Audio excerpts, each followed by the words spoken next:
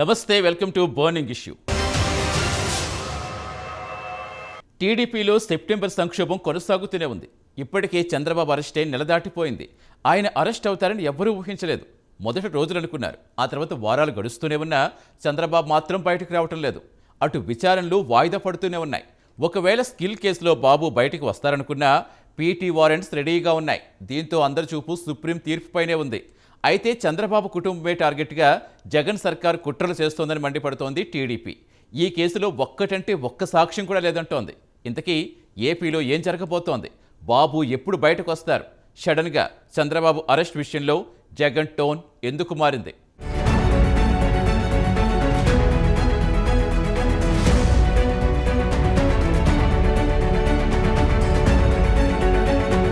TDP అధినేత చంద్రబాబుకు AP high court మళ్లీ షాక్ ఇచ్చింది. స్కిల్ డెవలప్మెంట్ స్కామ్ కేసులో తనకు బెయిల్ ఇవ్వాలని చంద్రబాబు ఏపీ హైకోర్టును ఆశ్రయించారు. గురువారం ఈ పిటిషన్ విచారణకు వచ్చింది. అయితే ఈ విచారణను ఏపీ హైకోర్టు ఈ నెల 17కు వాయిదా వేసింది.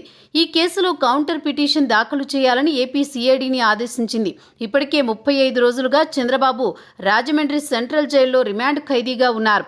అయితే ఆయన దాఖలు చేసిన బెయిల్ పిటిషన్ను కూడా ఏసీబీ న్యాయస్థానం తిరస్కరించింది. దీంతో ఆయన ఏపీ హైకోర్టును ఆశ్రయించారు.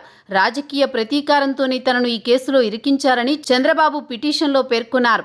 కేసు నమోదు చేసిన తర్వాత 22 నెలలకు తన పేరును అక్రమంగా చేర్చారని పేర్కొన్నారు. తనను సిఐడి 2 రోజుల కస్టడీకి తీసుకుని విచారించిందని, మరో 5 రోజుల కస్టడీకి ఇవ్వాలని సిఐడి వేసిన పిటిషన్ను ఏసీబీ కోర్టు కొట్టివేసిందని పేర్కొన్నారు. ఇప్పటికే ఈ కేసులో సాక్ష్యాధారాలను దర్యాప్తు సంస్థ సేకరించిందన్నారు.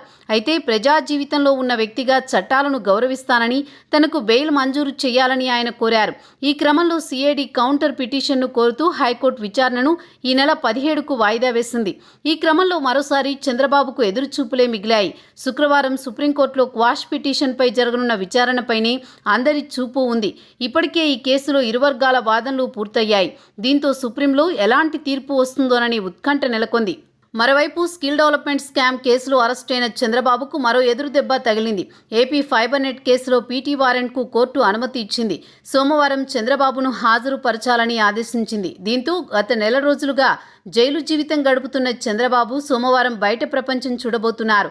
ఆ రోజు ఉదయం 10:30 నుంచి సాయంత్రం 5 గంటలలోపు చంద్రబాబును హాజరుపరచాలని ఏసీబీ కోర్టు స్పష్టం చేసింది. చంద్రబాబును ఎట్టి పరిస్థితుల్లో కోర్టుకు తీసుకురావాలని సిఐడి తరపు న్యాయవాది సుదీర్ఘ వాదనలు వినిపించారు. దీంతో పీటీ వారెంట్కు అనుమతి ఇస్తూ కోర్టు నిర్ణయం తీసుకుంది. అదే సమయంలో శుక్రవారం సుప్రీంకోర్టు తీర్పును అనుసరించి ఒక నిర్ణయానికి రావచ్చని చంద్రబాబు లాయర్లు ఏసీబీ కోర్టు సూచించింది. దీంతో సుప్రీం తీర్పు అనుసరించి పరిణామాలు మారే అవకాశాలు స్పష్టంగా కనిపిస్తున్నాయి. మరోవైపు స్కిల్ డెవలప్మెంట్ కేసులో టీడీపీ జాతీయ ప్రధాన కార్యదర్శి నారా లోకేష్కు భారీ ఊరట లభించింది. ఆయన ముందస్తు బెయిల్ పిటిషన్ను ఏపీ హైకోర్టు డిస్పోజ్ చేసింది. ఈ కేసులో లోకేష్ను నిందితుడిగా చూపలేదని, అందువల్ల ఆయనను అరెస్ట్ చేయబోమని కోర్టుకు సిఐడి తెలిపింది. ఒకవేళ కేసులో లోకేష్ పేరును చేర్చితే అప్పుడు 41A కింద నోటీసులు ఇచ్చి విచారిస్తామని చెప్పింది. అరెస్టు చేయబోమని సిఐడి స్పష్టం చేయడంతో ముందస్తు బెయిల్ పిటిషన్ను హైకోర్టు డిస్పోజ్ చేసింది. మరోవైపు టీడీపీ అధినేత మాజీ సీఎం నారా చంద్రబాబు స్కిల్ అక్రమ కేసులో అరెస్టు తర్వాత ఏపీలో రాజకీయ పరిణామాలు ఎలా మారిపోయాయో ప్రత్యేకించి చెప్పక్కర్లేదు. వ్యవస్థలను తన చేతుల్లో పెట్టుకున్న సీఎం జగన్, చంద్రబాబు తర్వాత ఒక్కొక్కరిని అరెస్ట్ చేయాలని టీడీపీ కీలక నేతలను తీవ్ర ఇబ్బందులు పెడుతున్నారని ఆరోపణలు కోకొల్లలు ఉన్నాయి. అక్రమ కేసులు బనాయిస్తూ కక్షపూరిత రాజకీయాలు చేస్తున్నారని ఢిల్లీ వేదికగా జగన్ సర్కార్ తీరును జాతీయ స్థాయిలో టీడీపీ జాతీయ ప్రధాన కార్యదర్శి యువనేత నారా లోకేష్ ఎండగడుతున్నారు. ఇప్పటికే జాతీయ మీడియాకు ప్రత్యేక ఇంటర్వ్యూలు ఇవ్వడం, రాష్ట్రపతితో పాటు పలువురు ముఖ్య నేతలు, పార్టీ అధినేతలను కలిశారు. రెండోసారి పర్యటనలో భాగంగా కేంద్ర హోంమంత్రి అమిత్ షాతో లోకేష్ భేటీ అయ్యారు. షాతో లోకేష్ సుమారు అరగంటకు పైగానే భేటీ అయ్యారు. ఈ సందర్భంగా ఏపీలో అసలేం జరుగుతోంది, జగన్ సర్కార్ ఎందుకింత కక్షపూరిత రాజకీయాలు చేస్తోంది, రాష్ట్రంలో శాంతి భద్రతల పరిస్థితి ఏమిటి, ప్రభుత్వ పనితీరు, ఇలా అన్ని విషయాలపై సుదీర్ఘ చర్చ జరిగినట్టు తెలుస్తోంది. ప్రతి విషయాన్ని షాకు నిశితంగా వివరించారట నారా లోకేష్. చంద్రబాబును తనను విచారణ పేరుతో వేధిస్తున్నారని, ఆఖరికి తన తల్లి భువనేశ్వరి, భార్య బ్రాహ్మణిని ఇబ్బంది పెట్టేందుకు ప్రయత్నిస్తున్నారని కేంద్ర మంత్రికి లోకేష్ తెలిపారట.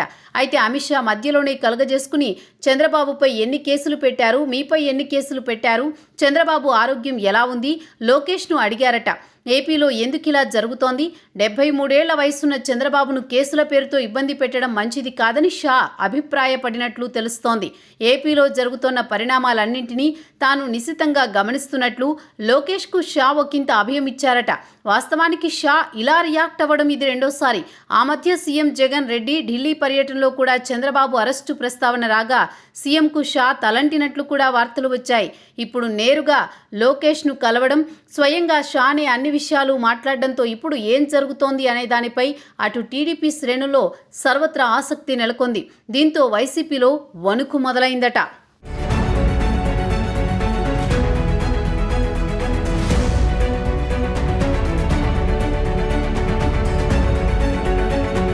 ఇదిలా ఉంటే షాతో భేటీలో ఏం జరిగిందనే విషయాలను కూడా లోకేష్ మీడియాకు వివరించారు. అమిత్ షాతో ఎలాంటి రాజకీయ అంశాలపై చర్చించలేదన్నారు. ఎన్ని కేసులు ఏ బెంచ్లో ఉన్నాయనే అంశాలను అమిత్ షా అడిగారని తెలిపారు. మరోవైపు చంద్రబాబు కేసుల విషయంపై సుప్రీంకోర్టు ప్రముఖ న్యాయవాదులతో లోకేష్ సమావేశమయ్యారు. స్కిల్ కేసులో ఎలా ముందుకు వెళ్లాలి, చంద్రబాబు కేసులను ఎలా ఎదుర్కోవాలి, తనపై ఉన్న కేసుల విషయంలో ఏం చేయాలనే విషయాలపై న్యాయ నిపుణులతో లోకేష్ చర్చించారు. అలాగే శుక్రవారం సుప్రీంకోర్టులో 17A చరిత్రాత్మక తీర్పు రాబోతోందన్నారు.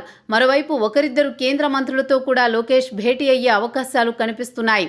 మరోవైపు చంద్రబాబు అరెస్టుపై జగన్ చేసిన వ్యాఖ్యలు తీవ్ర చర్చనీయాంశంగా మారుతున్నాయి. బాబును అరెస్ట్ చేయడంలో ప్రభుత్వానికి ఏ సంబంధం లేదని, అది చట్టం చేసిన పని అని జగన్ అన్నారు.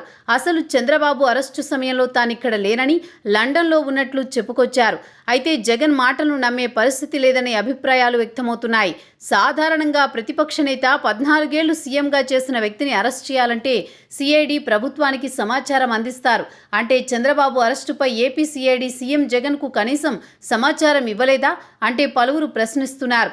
చంద్రబాబు విషయంలో సిఐడి జగన్కు చెప్పకుండా నిర్ణయం తీసుకున్న విషయం కరెక్ట్ అయితే సిఐడి సీఎం జగన్ను కరివేపాకులా తీసి పారేశారా అనే చర్చ ఇప్పుడు సోషల్ మీడియాలో జోరుగా జరుగుతోంది. సీఎంకు కనీసం చెప్పకుండా, గవర్నర్ అనుమతి తీసుకోకుండా ప్రతిపక్ష నేతను సిఐడి అరెస్ట్ చేసిందా అంటూ పలువురు ప్రశ్నిస్తున్నారు. మరోవైపు ప్రస్తుత రాజకీయ పరిస్థితుల కారణంగా సీఎం జగన్ ఆత్మరక్షణలో పడ్డారని, అందుకే తనకేమీ తెలియదన్న విషయాన్ని ప్రజల్లోకి తీసుకువెళ్లాలని ప్రయత్నిస్తున్నారని రాజకీయ విశ్లేషకులు భావిస్తున్నారు.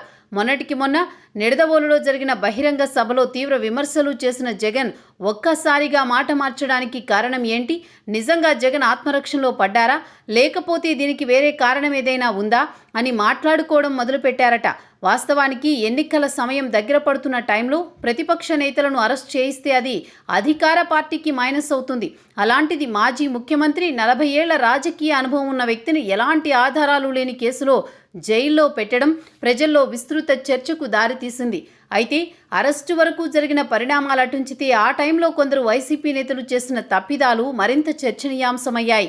చంద్రబాబును అరెస్ట్ చేసిన తర్వాత మంత్రి రోజా సహా చాలామంది వైసీపీ నేతలు బాణాసంచా కాల్చి సంబరాలు చేసుకున్నారు. చంద్రబాబు అరెస్టుపై అవసరం లేని కామెంట్స్ చేశారు. జగన్ కూడా మొన్నటి సభలో చంద్రబాబు అరెస్టుపై వ్యాఖ్యలు చేసేటప్పుడు నవ్వుతూ మాట్లాడడం కూడా మైనస్ అయింది. దీంతో వైసీపీపై ప్రజల్లో పూర్తి వ్యతిరేకత వచ్చిందని అంటున్నారు. ఇది చంద్రబాబుపై ప్రజల్లో సానుభూతి మరింత పెంచేలా చేసిందని చెబుతున్నారు. మరోవైపు మొన్నటి సభలో జగన్ బీజేపీని టార్గెట్ చేశారా అనే ప్రశ్నలు వినిపిస్తున్నాయి. చంద్రబాబు అరెస్టు సమయంలో తాను లండన్లో ఉన్నానని, కేంద్రంలో బీజేపీ ఉందని, ప్రస్తుతం బీజేపీ రాష్ట్ర అధ్యక్షురాలితో సహా రాష్ట్రంలో సగం మంది బీజేపీ నేతలు టీడీపీ వాళ్లే అని జగన్ అన్నారు. అయితే జగన్ ఆరోపణలు వింటే ఆయన బీజేపీని టార్గెట్ చేస్తున్నారా అంటూ రాజకీయ విశ్లేషకులు ప్రశ్నిస్తున్నారు. వచ్చే ఎన్నికల కోసం జగన్ మళ్లీ మైండ్ గేమ్ ప్రారంభించారని, కేంద్రంతో కలిసే చంద్రబాబును జగన్ అరెస్ట్ చేయించారని అందులో ఎలాంటి సందేహం లేదనే టాక్ వినిపిస్తోంది. ఇందులో భాగంగానే ఇప్పుడు నింద మొత్తం బీజేపీపైనే నెట్టాలని జగన్ భావిస్తున్నారని పలువురు అభిప్రాయపడుతున్నారు. ఎందుకంటే బీజేపీతో దోస్తీ చేస్తే వచ్చే ఎన్నికల్లో వైసీపీకి ఓట్లు పడవని, ప్రత్యేక హోదాతో పాటు విభజన హామీలు నెరవేర్చని బీజేపీపై ఏపీ ప్రజలు గుర్రుగా ఉన్నారని, అందుకే ఇప్పుడు జగన్ కొత్త నాటకానికి తెరతీశారని విశ్లేషకులు అంటున్నారు. అసలు తాను ఇండియాలోనే లేని సమయంలో చంద్రబాబును కేంద్రమే అరెస్ట్ చేయించిందన్న రీతిలో జగన్ వ్యాఖ్యానించడం ఇప్పుడు రాజకీయ వర్గాల్లో చర్చకు దారితీస్తోంది. మొన్న జగన్ ఢిల్లీ పర్యటనలో కేంద్ర హోంమంత్రి అమిత్ షాతో పాటు పలువురు కేంద్ర మంత్రులతో భేటీ అయ్యారు. షాతో భేటీ సందర్భంగా ఏపీలో అసలేం జరుగుతోంది అని రాష్ట్ర పరిణామాలపై ఆయన ఆరా తీసినట్లుగా తెలిసింది. బాబు అరెస్టు పర్యవసానాలపై నేరుగా జగన్తోనే హోంమంత్రి మాట్లాడేశారట. ప్రజల్లో బాబుపై పెరిగిన సానుభూతి, జగన్పై వచ్చిన వ్యతిరేకత చర్చకు వచ్చినట్లు తెలిసింది. అంతేకాదు అరెస్టు వెనుక బీజేపీ పెద్దలు ఉన్నారంటూ జరుగుతున్న ప్రచారంపై కూడా షా ఆందోళన చెందారట.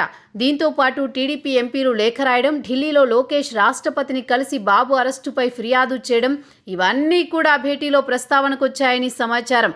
సుమారు అరగంట సేపు షా జగన్ మధ్య మాటామంతి జరిగిన చంద్రబాబు గురించే సుమారు 15 నిమిషాల పాటు చర్చించారట. ఫైనల్గా సమావేశం అసంతృప్తిగానే జరిగిందని వైసీపీ శ్రేణులే లోపల చెప్పుకుంటున్న పరిస్థితి. వాస్తవానికి జగన్ ఏదో చర్చించాలని వెళితే ఇలా సీన్ మొత్తం రివర్స్ అయిందట. మరోవైపు ఇప్పటికే రాష్ట్రంలో తెలుగుదేశం జనసేన మధ్య పొత్తు కుదిరింది. బీజేపీ ఈ కూటమిలో చేరుతుందని ఊహాగానాలు వస్తున్నాయి. అయితే తాజాగా సీఎం జగన్ వ్యాఖ్యలు బీజేపీకి ప్రతికూలతగా మారతాయి అని, ఆ మూడు పార్టీల మధ్య గ్యాప్ వచ్చేందుకు ఈ వ్యాఖ్యలు చేశారని ప్రచారం జరుగుతోంది. ఇప్పటికే ఈ కేసులో కేంద్ర పెద్దల పాత్ర ఉందన్న ఆరోపణలు ఉన్నాయి. దానికి మరింత బలం చేకూర్చేలా జగన్ వ్యాఖ్యానించారు. దీంతో బీజేపీతో టీడీపీ జనసేనలకు అంతర్యుద్ధం ప్రారంభమవుతుందని, ఒకవేళ పొత్తు కుదుర్చుకున్నా అనుకున్న ఫలితాలు రావని, అందుకే జగన్ ఇలా మాట్లాడారా అనే సందేహాలు వ్యక్తమవుతున్నాయి. బర్నింగ్ ఇష్యూలో షార్ట్ బ్రేక్ తీసుకుందాం.